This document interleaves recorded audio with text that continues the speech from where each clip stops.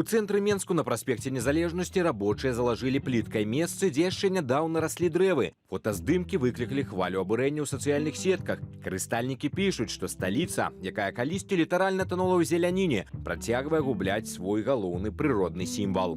У Менск-Зелянбудзе тлумачаць, карані дрэваў былі заціснутыя ў вузкіх лунках, пакутвалі ад выхлапных газаў, супраць галалёдных рэагентаў і шчыльнай гарадской забудовы. Таму цяпер замест высадкі ў адкрыты грунт усталявалі вялікія вазоны з ліпамі. Праблема з'явілася не сёння. Масава высякаць дарослыя дрэвы ў сталіцы пачалі яшчэ ў нулявыя пры мэру Міхаілу Паўлаву. Пад лозунгамі добраўпарадкавання і рэканструкцыі горад паступова пазбаўлялі старых алеяў, пашыралі пешаходныя зоны, замянялі газоны і грунт на бетон і плітку. Эколагі не раз папярэджвалі, гэта павышае тэмпературу ў горадзе летам і пагаршае якасць паветра. Знакавым было і яшчэ адно рашэнне часоў мэра Міхаіла Паўлава. Тады ўлады заявілі, што кантактная сетка тралейбусаў нібыта псуе выгляд галоўнага праспекта. У выніку з цэнтральнай магістралі прыбралі правады, ліквідавалі легендарныя тралейбусныя маршруты нумар 2 і нумар 18, а замест іх запусцілі аўтобус нумар 100. Хоць тралейбус адзін з самых экалагічных відаў гарадскога транспарту, Менск зрабіў выбар на карысць дызельных аўтобусаў.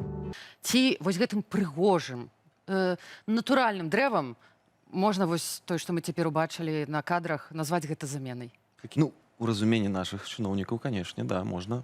Таму што гэта вельмі лёгка ў справаздачах паказаць вось як азеляненне, як тое, што вы робіце сапраўды гарады больш прыгожымі, больш утульнымі.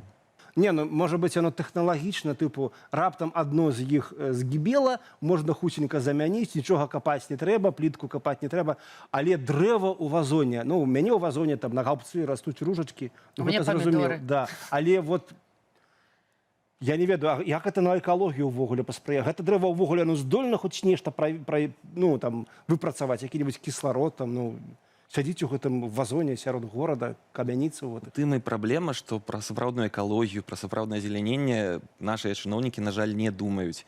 Іхная задача проста, каб на паперы ўсё выглядала вельмі добра, каб можна было нейкімі новымі лічбамі ўразе, да, займацца старымі дрэвамі, неяк іх даглядаць. Гэта вельмі шмат праблемаў. А калі ты можаш высадзіць там плюс 100 дрэваў за сезон. Вось гэта вынік, гэта сапраўднае дасягненне, которое можна таксама свайму начальніку паказаць. Ніхто не дбае пра горад і ніхто не думае пра гараджан, пра іхны камфорт, пра тое, што дрэва ў першую чаргу, канешне, да, гэта і пра экалогію, і пра цень летам, і пра тое, што яны дапамагаюць, каб вятры не ганялі па нашых цэнтральных там вуліцах, напрыклад. То бок яны сапраўды дапамагаюць рабіць нашы гарады вось больш утульнымі. Я маленькім хлопчыкам прыязджаў у Менск, той Менск, у которым яшчэ не было метро. І вось праспект Леніна, тады ён называўся, ну, цяперашні праспект Незалежнасці ці Скарыны, як ён там нават называецца, ўжо я не ведаю. Ён быў зялёны-зялёны, ён быў увесь у дрэвах, абапал дарогі было мноства дрэў. Пабудавалі метро, нават гэта дрэвы засталіся. Што адбылося, чаму яны знішчаны, гэта дрэвы? Гэта такая экалогія, што дрэвы не выжываюць. Ну, гэта цэлы комплекс праблемаў, да? Гэта і выкарыстанне розных рэагентаў, соляў узімку. Бо зразумела, каб яны не траплялі ў глебу, не засольвалі яе, трэба выкарыстоўваць там спанбонды, таксама ахоўваць эту глебу. Гэта зноў жа, гэтым трэба займацца, на гэта трэба нейкае дадатковае фінансаванне знаходзіць. І вось гэтым таксама адна з нашых праблем проста вельмі бедная. На гэта трэба грошы, на гэта трэба клопат, на гэта трэба ўвага. Трэба ставіць сабе сапраўды мэту, каб развіваць азеляненне ў горадзе, а не на паперах справаздачыцца аб тым, што яно становіцца лепей. І ну, ў сённяшніх умовах, на жаль, вось дзейсная вертыкаль у гэтым не зацікаўлена. Зноў жа, яны не зацікаўленыя ў сапраўдным развіцці горада і гараджанах. Іхная задача...